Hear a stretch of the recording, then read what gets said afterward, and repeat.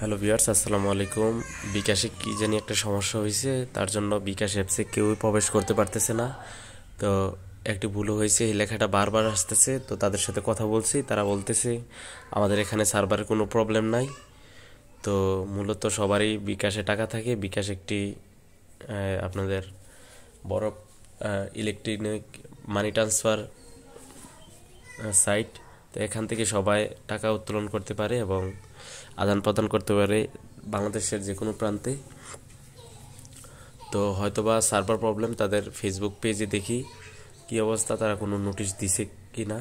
তো এখানে কোনো নোটিশ বা তারা কোনো আপডেট দেয় নাই।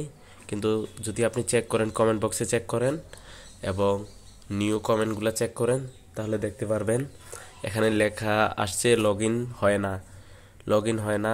4 মিনিট আগে লেখা আসে ভুল হচ্ছে।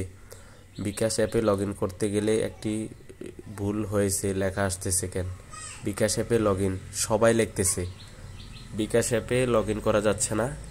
এখন আমি নিজেও দেখলাম, এখন সারা বাংলাদেশের কেউ আপনার লগ ইন করতে পারতেছে না। এই সমস্যাটা হচ্ছে।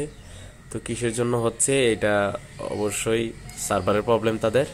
তো কেউ ঘাবড়াবেন না, কোনো প্রকার ঝামেলা হবে না ইনশাল্লাহ।